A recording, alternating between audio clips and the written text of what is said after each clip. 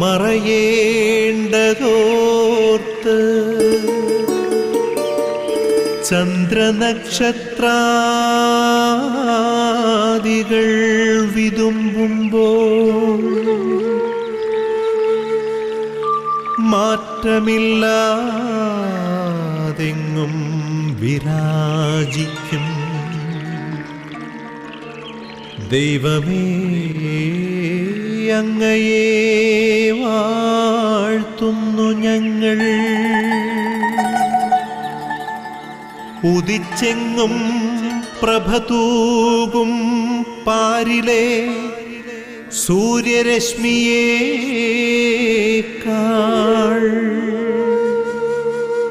പ്രശോഭിച്ചെന്നും പ്രസാദമേകുന്ന ദൈവമേ, അങ്ങേ മഹിമാവെത്ര മനോജ്ഞം. Goodness T V നിങ്ങൾക്കായി ഒരുക്കുന്ന ഈ പ്രഭാത വിരുന്നിലേക്ക് പ്രേക്ഷകരായ ശ്രോതാക്കളായ നിങ്ങളെ എല്ലാവരെയും ഹൃദയപൂർവ്വം സ്വാഗതം ചെയ്യുന്നു. ദൈവം നമുക്ക് തന്നത് ദൈവത്തിന് തിരികെ സമർപ്പിക്കുക, അത് സമർപ്പണത്തിൻ്റെ ആരാധനയുടെ ഒരു ഭാഗമായി ഉള്ളതാണ്.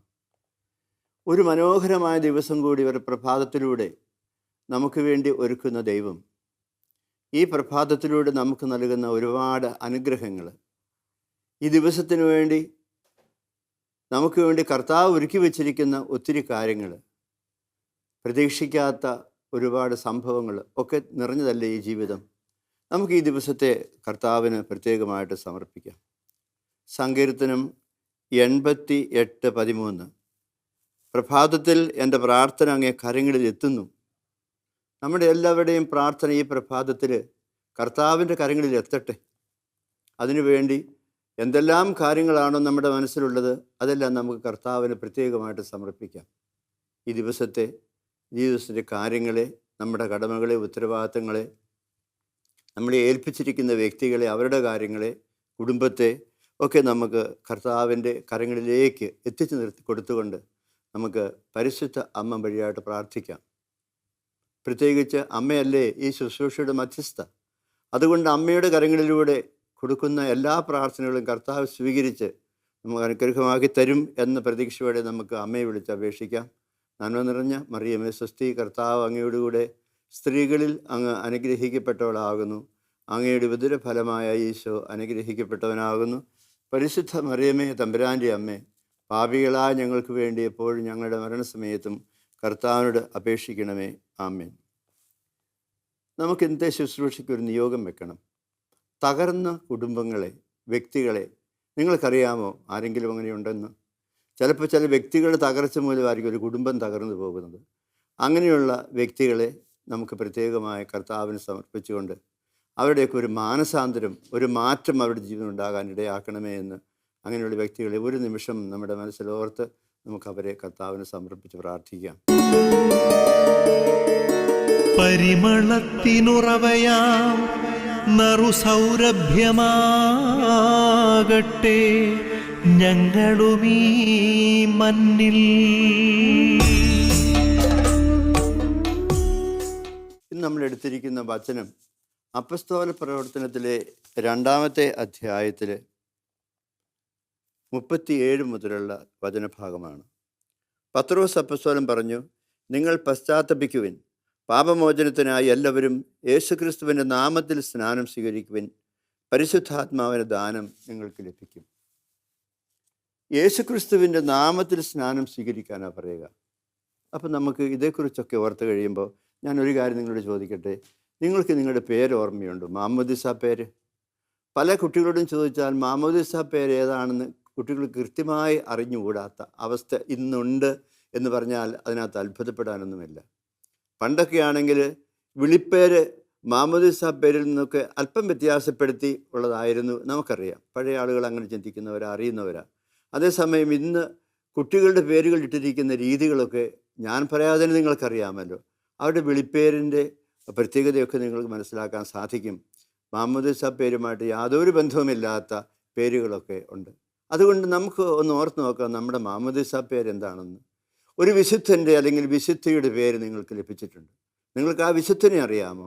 ആ വിശുദ്ധന് ജീവചരിത്രം അറിയാമോ? എന്തുകൊണ്ടാണ് അദ്ദേഹം വിശുദ്ധനായ സഭയിൽ പ്രഖ്യാപിക്കപ്പെട്ടത് എന്നതിനെക്കുറിച്ച് നിങ്ങൾക്ക് മനസ്സിലാക്കാൻ കഴിഞ്ഞിട്ടുണ്ട്. ഇല്ലെങ്കിൽ നമുക്ക് ധാരാളം അതിനുള്ള സന്ദർഭങ്ങളൊക്കെ ഉണ്ട്. വിശുദ്ധരുടെ ജീവചരിത്രങ്ങളൊക്കെ വായിക്കുന്നത് നല്ലതാണ്. അവരെ നമ്മൾ അറിയുന്നു, എന്തുകൊണ്ടാണ് നമുക്ക് ആ ഒരു വിശുദ്ധൻ്റെ പേര് നൽകിയിരിക്കുന്നത് എന്ന് അപ്പോൾ നമുക്ക് ബോധ്യമാവുകയും ചെയ്യും. അങ്ങനെയെങ്കിൽ നിങ്ങൾ നിങ്ങളുടെ വിളിപ്പേരല്ല, നിങ്ങളുടെ മാമോദീസ പേര്, നിങ്ങളുടെ നാമം എന്ന് പറയുന്നത് ഒന്ന് ഓർക്കാൻ ശ്രമിക്കുക. അപ്പോൾ നിങ്ങൾക്ക് കാണാൻ സാധിക്കും ഒരു നല്ല വിശുദ്ധൻ്റെ വിശുദ്ധയുടെ പേരാണ് നിങ്ങൾക്ക് ലഭിച്ചിരിക്കുന്നത്. നിങ്ങൾക്ക് അഭിമാനം കൊള്ളാൻ സാധിക്കും. എന്താണ് ഈ പേരെന്ന് പറഞ്ഞാൽ, ഈശോ ജനിച്ച സമയത്തിൽ നമുക്കറിയാം, മത്തായിയുടെ സുവിശേഷം 1:21 അവന് യേശു എന്ന് പേര് നൽകണം. പേരും ദൗത്യവും ഒന്നു ചേർന്ന് പോകുന്ന ഒരു സ്ഥിതിവിശേഷം അവിടെ നമ്മൾ കാണുന്നുണ്ട്. അവൻ അവൻ്റെ ജനത്തെ അവരുടെ പാപങ്ങളിൽ നിന്ന് മോചിക്കും. അപ്പോൾ യേശുവിൻ്റെ ദൗത്യം ആ പേരിനകത്ത് അടങ്ങിയിരിപ്പുണ്ട്. പാപങ്ങളിൽ നിന്ന്, പാപബന്ധനങ്ങളിൽ നിന്ന്, പാപശക്തികളിൽ നിന്ന് മോചിക്കാനുള്ള വ്യക്തിയാണ്. അവൻ്റെ വ്യക്തിത്വം മുഴുവനും അവൻ്റെ പേരിൽ അന്തർലീനമായിരുന്നു. അതാണ് ആ പേരിൻ്റെ പ്രത്യേകത. അപ്പം നമ്മൾ ഇതേക്കുറിച്ചൊക്കെ ഓർക്കുമ്പോൾ വ്യക്തിത്വത്തോട് ചേർന്ന് നിൽക്കുന്ന ഒന്നാണ് പേരെന്ന് പറയുക. അത് വ്യക്തിത്വത്തിൻ്റെ തന്നെ മറ്റൊരു വെളിപ്പെടുത്തലാണെന്ന് നമുക്ക് മനസ്സിലാക്കാൻ സാധിക്കും. നാമം എപ്പോഴും വ്യക്തിത്വത്തിൻ്റെ സൂചനയാണ്. അങ്ങനെയെങ്കിൽ നമ്മുടെയൊക്കെ പേരുകൾക്കൊക്കെ അർത്ഥമുണ്ടാകണം. അപ്പോൾ നമുക്കറിയാം, ഈ ലോകത്തിൽ തന്നെ എല്ലാവർക്കും സ്വന്തമായുള്ള ഒന്നാണ് ഒരു പേര്. എല്ലാവർക്കും സ്വന്തമായൊരു പേരുണ്ട്. നമ്മുടെ ഐഡൻറ്റിറ്റി എന്ന് പറയുന്നത് നമ്മുടെ പേരിനോട് ബന്ധപ്പെട്ട് നിൽക്കുക. നമ്മളിപ്പോൾ ഒരു പ്രത്യേക സാഹചര്യത്തിൽ നമ്മുടെ പേരൊന്ന് എവിടെയെങ്കിലും കൊടുക്കണമെന്ന് വെച്ചാൽ നമുക്ക് അതിനുള്ള കാർഡുകളൊക്കെ നമുക്കുണ്ടല്ലോ, പേരൊക്കെ എഴുതി വെച്ചിരിക്കുന്ന. അതുകൊണ്ട് ചെല്ലണം. അപ്പോൾ ഈ ഭൂമിയിലുള്ള എല്ലാ മനുഷ്യർക്കും ഇന്ന് വരെ ജീവിച്ച ആദത്തിന് പോലും ഒരു പേരുണ്ടായിരുന്നല്ലോ, ഹവ്വയ്ക്ക് പേരുണ്ടായിരുന്നു. അന്ന് മുതൽ നമുക്കെല്ലാവർക്കുമുള്ള ഏക കാര്യം ഈ പേരെന്നുള്ളതാണ്. നമുക്കൊരു പേരുണ്ട്. ആ പേരിനെക്കുറിച്ച് നമ്മൾ ഓർക്കുമ്പോൾ അത് നമ്മുടെ വ്യക്തിത്വത്തിൻ്റെ സൂചനയാണെന്ന് പറയാം. ഇവിടെ നമ്മൾ പറയുന്നത് യേശുക്രിസ്തുവിൻ്റെ നാമത്തിലാണ് സ്നാനപ്പെടേണ്ടത്. നിങ്ങൾ പോയി വെള്ളത്തിൽ പോയി മുങ്ങാനല്ല പറഞ്ഞത്. പുതിയ നിയമത്തിൽ നമ്മളോട് പത്രോസ് അപ്പോസ്തലൻ ആവശ്യപ്പെടുന്ന കാര്യം ഇതാണ്: നിങ്ങൾ പോയി യേശുക്രിസ്തുവിൻ്റെ നാമത്തിൽ സ്നാനപ്പെടുവിൻ. നാമം വ്യക്തിത്വത്തിൻ്റെ സൂചനയാണെങ്കിൽ യേശുക്രിസ്തുവിൻ്റെ നാമത്തിൽ സ്നാനപ്പെടുക എന്ന് പറഞ്ഞതിൻ്റെ അർത്ഥം എന്താ? യേശുക്രിസ്തുവിൻ്റെ വ്യക്തിത്വത്തിൽ മുങ്ങിപ്പൊങ്ങി വരിക എന്നുള്ളതാണ്. യേശുക്രിസ്തുവിൻ്റെ വ്യക്തിത്വത്തിൽ മുങ്ങിപ്പൊങ്ങി വരുന്നവനാണ് ക്രിസ്ത്യാനി. നമുക്കറിയാം, നമ്മൾ വെള്ളത്തിലിറങ്ങി മുങ്ങി കയറി വരുമ്പോൾ നമ്മുടെ ദേഹം മുഴുവൻ, തലം മുഴുവൻ, പാദം വരെയുള്ള ദേഹം മുഴുവനും വെള്ളത്തിൻ്റെ അംശങ്ങളുണ്ടായിരിക്കും, അല്ലെ വെള്ളമുണ്ടായിരിക്കും. എന്ന് പറഞ്ഞതുപോലെ ഒരാൾ യേശുക്രിസ്തുവിൻ്റെ നാമത്തിൽ മുങ്ങുമ്പോൾ, യേശുക്രിസ്തുവിൻ്റെ വ്യക്തിത്വത്തിൽ മുങ്ങുമ്പോൾ, മാമോദീസ സ്വീകരിക്കുമ്പോൾ അവനിൽ യേശുക്രിസ്തുവിൻ്റെ വ്യക്തിത്വം ഉണ്ടാകും. യേശുക്രിസ്തുവിൻ്റെ വ്യക്തിത്വമുള്ളവനാണ് ക്രിസ്ത്യാനി. പേരുകൊണ്ട് മാത്രം ഒരാൾ ക്രിസ്ത്യാനി ആകുന്നില്ല. അല്ലെങ്കിൽ പേരുള്ളവൻ ആ പേരിൻ്റെ അർത്ഥം അന്വേഷിച്ച് കണ്ടുപിടിച്ച് ഏതൊരു വ്യക്തിത്വത്തിലേക്കാണ് താൻ വിളിക്കപ്പെട്ടിരിക്കുന്നത് മനസ്സിലാക്കിയിട്ട് ആ വ്യക്തിത്വത്തിൻ്റെ സൂചനകളൊക്കെ, അതിൻ്റെ നന്മകളൊക്കെ വ്യക്തിത്വത്തിൽ ഉണ്ടാക്കി കാത്തു സൂക്ഷിക്കേണ്ടതായിട്ടുണ്ട്. അതുകൊണ്ട് വ്യക്തിത്വത്തിൻ്റെ സൂചനയാണ് പേര് എന്ന് പറയുക. അപ്പോൾ നമുക്ക് യേശുക്രിസ്തുവിൻ്റെ നാമത്തിൽ സ്നാനപ്പെട്ടവരായി നമുക്ക് വേറെ എങ്ങനെ സ്നാനപ്പെടേണ്ട കാര്യമൊന്നുമില്ല. വേറെ അങ്ങനെയൊക്കെ ആരെങ്കിലുമൊക്കെ പറയും, നിങ്ങൾ അങ്ങനെ സ്നാനപ്പെടണം, ഇങ്ങനെ സ്നാനപ്പെടണം എന്നൊക്കെ പറയുമ്പോൾ അതിൻ്റെ ആവശ്യം നമുക്കില്ല. നമ്മൾ ചെറുപ്പത്തിൽ യേശുക്രിസ്തുവിൻ്റെ നാമമാകുന്ന വ്യക്തിത്വത്തിൽ നമ്മളൊരു ശിശുവിനെ സ്നാനപ്പെടുത്തുമ്പോൾ അവനിൽ യേശുക്രിസ്തുവിൻ്റെ വ്യക്തിത്വം ഉണ്ടാകും. പിന്നെ അതിനെ വളർത്തിയെടുക്കാൻ നമുക്ക് ധാരാളം സംവിധാനങ്ങളുണ്ട് നമ്മുടെ സഭയിൽ. അതുകൊണ്ട് വീണ്ടും അഡീഷണലായിട്ടൊരു മുങ്ങലിൻ്റെ ആവശ്യമൊന്നുമില്ല എന്ന് നമുക്ക് മനസ്സിലാക്കിയിരുന്നാൽ മതി. അപ്പോൾ യേശുക്രിസ്തുവിൻ്റെ വ്യക്തിത്വത്തിൽ മുങ്ങിപ്പൊങ്ങുന്ന വ്യക്തിയാണ് ക്രിസ്ത്യാനി. ആ ക്രിസ്ത്യാനിയെ കണ്ടാൽ അറിയാം, അവനോട് സഹവസിക്കുമ്പോൾ അറിയാം അവൻ ക്രിസ്ത്യാനിയാണെന്ന്. അവൻ്റെ അഭിപ്രായങ്ങൾ കേൾക്കുമ്പോൾ അറിയാം അവൻ എന്തുമാത്രം ക്രിസ്തീയതയുണ്ടെന്ന്. അല്ലെങ്കിൽ അവൻ്റെ ചെയ്തികൾ കാണുമ്പോൾ നമുക്കറിയാം ഇവൻ എന്തുമാത്രം ക്രൈസ്തവ ബോധ്യങ്ങളുണ്ട് എന്ന്. അതുകൊണ്ട് ഈ പേര് നമുക്ക് വളരെ പ്രധാനപ്പെട്ട കാര്യമാണ്. അതുകൊണ്ടാണ് ഇനി ഈ ക്രിസ്തീയത മുഴുവൻ, ക്രിസ്തുവിൻ്റെ വ്യക്തിത്വം മുഴുവനും നമുക്ക് ഉൾക്കൊള്ളാനാവില്ല. നമ്മുടെ ചെറിയ ജീവിതത്തിൽ, ഈ ജന്മത്തിൽ ക്രിസ്തുവിൻ്റെ മുഴുവൻ വ്യക്തിത്വം ആർക്കാ ഉൾക്കൊള്ളാൻ പറ്റുക? അതുകൊണ്ട് എന്ത് ചെയ്തു? ക്രിസ്തുവിൻ്റെ വ്യക്തിത്വം ഉൾക്കൊണ്ടവരായ വിശുദ്ധരുടെ പേരുകൾ നമുക്ക് തന്നിട്ട്, നിങ്ങൾ ഈ വിശുദ്ധനെ പോലെ ജീവിച്ചാൽ മതി, ഈ വിശുദ്ധനെ പോലെ പ്രവർത്തിച്ചാൽ മതി, ക്രിസ്തുവിൻ്റെ വ്യക്തിത്വത്തിൻ്റെ ഭാവങ്ങളായി നിങ്ങൾക്ക് മാറി നിൽക്കാൻ പറ്റും, അറിയപ്പെടാൻ സാധിക്കും. അതുകൊണ്ടാണ് ക്രിസ്തുവിനെ അനുകരിച്ച് ക്രിസ്തുവിനെ പോലെ ജീവിക്കാൻ ശ്രമിച്ച വിശുദ്ധരെ നമുക്ക് സഭ തന്നിരിക്കുക. ഒരു വിശുദ്ധൻ്റെ പേര് നമുക്ക് തന്നിരിക്കുക. അതുകൊണ്ട് ഏത് വിശുദ്ധൻ്റെ അല്ലെങ്കിൽ വിശുദ്ധിയുടെ പേരാണ് നമുക്ക് കിട്ടിയിരിക്കുന്നത്, ആ വിശുദ്ധനെ പോലെ വിശുദ്ധിയെപ്പോലെ ജീവിക്കാൻ, അവരുടെ വ്യക്തിത്വമുള്ളവരായി തീരാൻ നമുക്ക് കഴിഞ്ഞാൽ അത് മതി. അതാണ് നമുക്ക് നൽകുന്ന ഏറ്റവും വലിയ ഒന്ന്. അപ്പോൾ വിരോചിതമായി വിശുദ്ധി ജീവിച്ച് ഒരുപാട് വിശുദ്ധർ നമുക്കുണ്ട്. അവരുടെ വിശുദ്ധി തെളിയിക്കപ്പെട്ട ഒന്നാണ്. അതുകൊണ്ടാണ് അവരെ വിശുദ്ധരായിട്ട് പ്രഖ്യാപിച്ചിരിക്കുന്നത്. അവരുടെ പേര് നമ്മൾ സ്വീകരിക്കുമ്പോഴോ നമുക്ക് വളരെ എളുപ്പമാണ് ആ വിശുദ്ധനെ പോലെ അല്ലെങ്കിൽ വിശുദ്ധിയെപ്പോലെ ജീവിക്കാൻ. ഞാൻ ചുമ്മാ ഒരു ചെറിയ കഥ പറയാം. കഥ ഇതാണ്. നമ്മളൊക്കെ കേട്ടിരിക്കുന്ന അലക്സാണ്ടർ ചക്രവർത്തിയുടെ കഥയാണ്.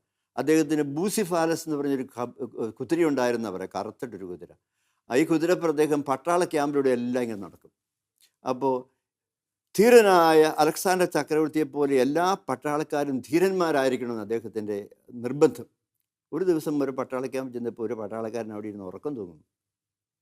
ഉടനെ എന്ത് ചെയ്തു, അദ്ദേഹത്തിൻ്റെ വാളിങ്ങനെ പെട്ടെന്നിങ്ങനെ വലിച്ചൂരി എടുത്തിട്ട് ആ വാളിൻ്റെ മുന കൊണ്ട് ഇയാൾക്ക് തട്ടി. ചാടി എഴുന്നേറ്റു. ചക്രവർത്തി ആ മുമ്പിൽ നിൽക്കുന്നത്. അയാൾ ആകെപ്പാടെ വിഷമിച്ച് എന്താ ചെയ്യാൻ പോകുന്നത്, ആ വാളുകൊണ്ട് തൻ്റെ തല കണ്ടിച്ച് കളഞ്ഞെങ്കിലോ. ഇല്ല, അയാൾ അങ്ങനെ വളരെ വിഷമിച്ചപ്പം ചോദിച്ചു തൻ്റെ പേരെന്താ അവിടെ പോകുന്നു ചോദിച്ചു. അവൻ വിഷമിച്ച് പറഞ്ഞു, തിരുമേനി എൻ്റെ പേര് അലക്സാണ്ടർ എന്നാണ്. അലക്സാണ്ടർ എന്നാണ് നിൻ്റെ പേരെങ്കിൽ അലക്സാണ്ടറെ പോലെ ധീരനായി നീ ജീവിക്കണം, അല്ലെങ്കിൽ നിന്നെ ഞാനിപ്പോൾ പിരിച്ചു വിടുന്നു. അങ്ങനെ എന്തൊക്കെ പറഞ്ഞ് ശിക്ഷയൊക്കെ കൊടുത്തു. അപ്പം നമ്മൾ ഓർക്കുന്നൊരു കാര്യമായി. ഈ കുഞ്ഞു കഥയിൽ നമുക്ക് ലഭിക്കുന്ന ഒരു പാഠം എന്ന് പറയുന്നത്, ക്രിസ്തുവിൻ്റെ നാമത്തിൽ ക്രിസ്തുവിൻ്റെ വ്യക്തിത്വത്തിൽ പൊങ്ങി വന്നിരിക്കുന്ന ക്രിസ്ത്യാനിയാണ് നമ്മളെങ്കിൽ നമ്മുടെ പേരിന് യോജിച്ച വിധത്തിൽ ജീവിക്കുക എന്നുള്ളതാണ്. അപ്പോൾ ആ പേരിൻ്റെ മനോഹാരിത നമ്മളിലൂടെയൊക്കെ വെളിപ്പെടുത്തപ്പെടണം. അതാണ് അതിനുള്ള ഏറ്റവും അടുത്ത മാർഗമാണ് വിശുദ്ധരുടെയൊക്കെ പേരുകൾ നമുക്ക് തന്നിരിക്കുന്നത്. അതിലൂടെ നമ്മൾ വിശുദ്ധിയിലേക്കൊക്കെ കടന്നു പോകാൻ സഹായിക്കപ്പെടുന്നത് നമുക്ക് നോക്കാം. അതുകൊണ്ട് ഒരു വിശുദ്ധനാവുക, ഒരു വിശുദ്ധയാവുക എന്നൊക്കെ പറയുന്ന അസാധ്യമായ കാര്യമൊന്നുമല്ല. നമുക്ക് ഒരുപാട് നമ്മുടെ സഭയിൽ നമ്മളെ തന്നെ വിശുദ്ധീകരിക്കാൻ ഒരുപാട് മാർഗങ്ങളുണ്ട്. ഒത്തിരി മാർഗങ്ങൾ സഭ നമുക്ക് തന്നിട്ടുണ്ട്. നമ്മുടെ കുമ്പസാരം എന്ന കൂദാശ എന്താ? എവിടെയെങ്കിലും പാപക്കറ പുരണ്ടാൽ, അങ്ങനെ പാപക്കറ പുരണ്ട വ്യക്തി അനുദപിച്ച് പശ്ചാത്തപിച്ച് കണ്ണുനീരോടുകൂടി കർത്താവിൻ്റെ പാദങ്ങളിൽ എത്തി നിന്നാൽ അവന് വിശുദ്ധീകരിക്കപ്പെടുന്നില്ലേ? അതുപോലെ എന്തെല്ലാം സാഹചര്യങ്ങൾ ദൈവത്തിൻ്റെ വചനം, നിങ്ങൾ ശ്രവിച്ച വചന നിമിത്തം നിങ്ങൾ ശുദ്ധിയുള്ളവരായിരിക്കുന്നു. എന്തുമാത്രം ദൈവവചനം നമ്മൾക്ക് വേണ്ടി പ്രഘോഷിക്കപ്പെടുന്നുണ്ട്. അതുപോലെ കൂദാശകളല്ലേ നമ്മൾ അങ്ങനെ ചിന്തിക്കുമ്പോൾ നമുക്ക് കൂദാശകളും ഇതെല്ലാം ഉള്ളത് കൊണ്ട് വിശുദ്ധരായി ജീവിക്കാൻ എളുപ്പമാണ്, ബുദ്ധിമുട്ടുള്ള കാര്യമൊന്നുമല്ല എന്ന് നമ്മൾ ആദ്യമായിട്ട് മനസ്സിലാക്കുക. അതുകൊണ്ട് നമ്മുടെ പേരിൻ്റെ കാരണഭൂതനായ വിശുദ്ധനെ നമുക്ക് ഓർമ്മിക്കണം. ആ വിശുദ്ധനെ പോലെ വിശുദ്ധിയെപ്പോലെ അവരെ അനുകരിച്ച് വിശുദ്ധരായി ജീവിക്കാൻ, അങ്ങനെ ക്രിസ്തുവിൻ്റെ വ്യക്തിത്വം നമ്മിലൂടെ പ്രകടിതമാകാൻ നമുക്ക് നൽകപ്പെട്ടിരിക്കുന്ന എല്ലാ നല്ല സാഹചര്യങ്ങളെയും നമ്മൾ ഉപയോഗപ്പെടുത്തിക്കൊണ്ട് വിശുദ്ധരായി ജീവിക്കാൻ നമുക്കും സാധിക്കട്ടെ. അതിനുള്ള കൃപ നമുക്ക് തമ്പുരാനോട് പ്രത്യേകമായിട്ട് ഇന്ന് പ്രാർത്ഥിക്കാം. പിതാവേ, സ്നേഹാഗ്നിയാൽ ജ്വലിക്കട്ടെ മക്കളാ ഞങ്ങളെല്ലാം.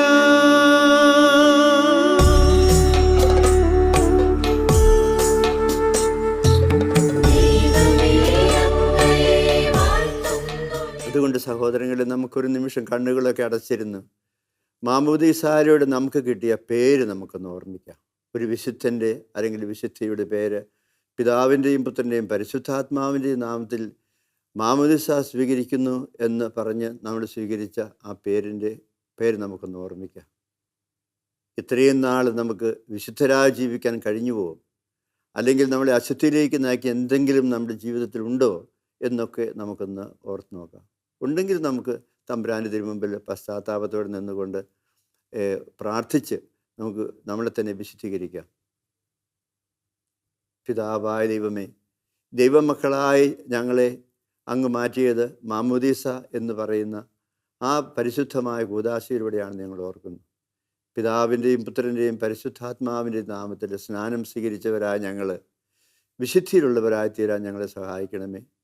പുത്രനായ രക്ഷകനായ യേശുവേ, അങ്ങയുടെ നാമത്തിലാണ് ഞങ്ങൾ സ്നാനം സ്വീകരിച്ചത്. അങ്ങയുടെ വ്യക്തിത്വമാണ് ഞങ്ങൾ ജ്ഞാനസ്നാനത്തിലൂടെ ഉൾക്കൊണ്ടത് ഞങ്ങൾ ഓർക്കുന്നു.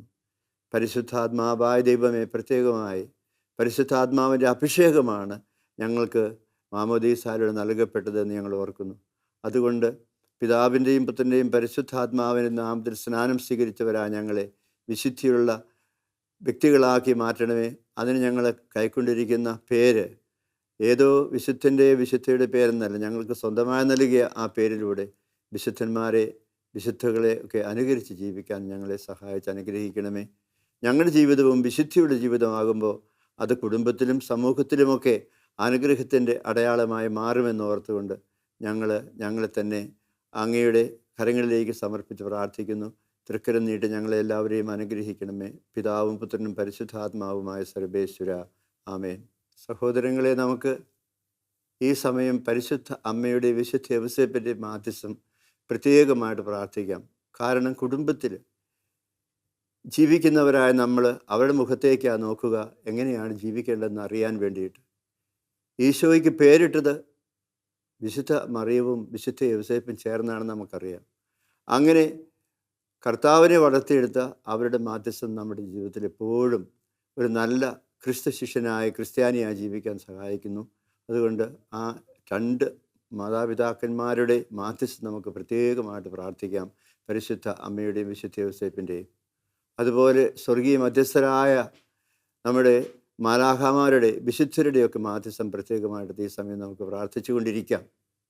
നമ്മുടെ പേരിൻ്റെ കാരണഭൂതനായ വിശുദ്ധനെ നമുക്ക് പ്രത്യേകം, അല്ലെങ്കിൽ വിശുദ്ധയെ പ്രത്യേകം നമുക്ക് ഓർമ്മിച്ച് ഞങ്ങളും നിങ്ങളെപ്പോലെ വിശുദ്ധരായി ജീവിക്കാൻ ഇടവരുത്തണമേ നമുക്ക് വളരെ എളിമയോടുകൂടി പ്രാർത്ഥിക്കാം. നമ്മുടെ ജീവിതത്തിൽ കൂടുതൽ കൃപയും അനുഗ്രഹവും നിറയാനിടയാകട്ടെ. അതുകൊണ്ട് നമുക്ക് പരിശുദ്ധ ദൂതന്മാരുടെ മാധ്യസ്ഥം പ്രത്യേകമായിട്ട് പ്രാർത്ഥിക്കാം. നമ്മുടെ പേരിൻ്റെ കാരണഭൂതനായ വിശുദ്ധയെ നമുക്ക് പ്രത്യേകം അനുസ്മരിക്കാം. നമ്മുടെ ഇടവകം മധ്യസ്ഥരായ വിശുദ്ധരുടെ കാര്യം നമുക്ക് പ്രത്യേകം പ്രാർത്ഥനാപൂർവ്വം ഓർമ്മിക്കാം. നമ്മുടെ ജീവിതത്തിൽ ദൈവം അനുഗ്രഹിക്കുന്ന എല്ലാ അവസ്ഥകളെയും നമുക്ക് ഏറ്റുപറഞ്ഞുകൊണ്ട് കർത്താവിൻ്റെ ആശീർവാദം സ്വീകരിക്കാനായിട്ട് നമുക്കൊരുങ്ങാം.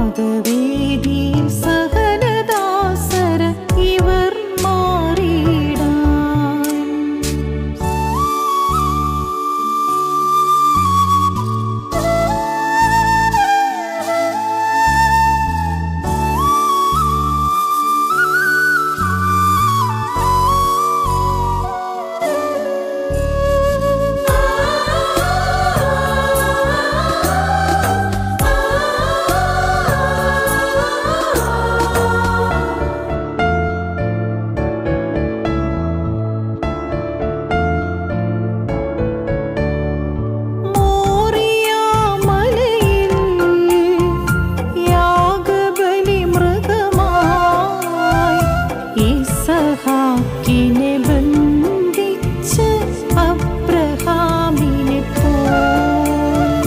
മോറിയാ മലയിൽ യാഗബലി മൃഗമായി ഇസഹാക്കിനെ ബന്ധിച്ച് അബ്രഹാമിനെ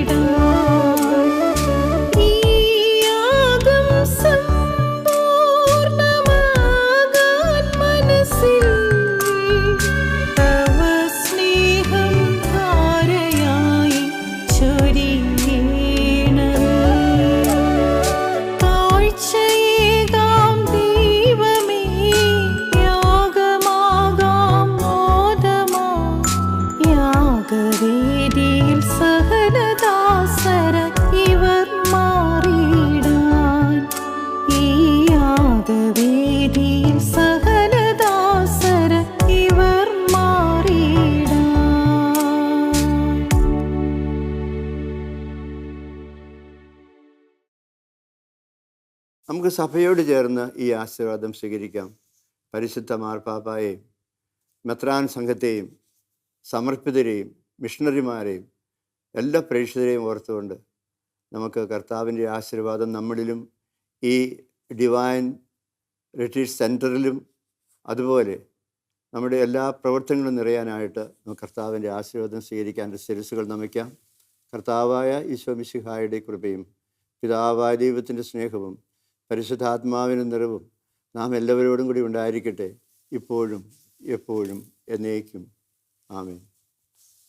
സഹോദരങ്ങളെ, ഓരോ ദിവസവും പ്രഭാതത്തിൽ നമ്മൾ കർത്താവിൻ്റെ തിരുമുമ്പിലിരുന്ന് വചനം ശ്രവിച്ചും എല്ലാം സമർപ്പിച്ചും പ്രാർത്ഥിക്കുന്ന ഈ വചന പ്രഘോഷണത്തിൻ്റെ അന്ത്യത്തിൽ നമ്മൾ എത്തി നിൽക്കുമ്പോൾ നമുക്ക് ഒരു നല്ല ദിവസം കർത്താവ് നൽകട്ടെ. ഇന്നത്തെ നിങ്ങളുടെ ജീവിതം എല്ലാം കൊണ്ടും കൃപ നിറഞ്ഞതായി ഭവിക്കട്ടെ, വിശുദ്ധീകരിക്കപ്പെട്ടതായിട്ട് മാറട്ടെ. നിങ്ങളുടെ എല്ലാ പരിശ്രമങ്ങളും ആശീർവദിക്കപ്പെടട്ടെ. നിങ്ങൾക്കൊരു നല്ല ദിവസം ആശംസിക്കുന്നു.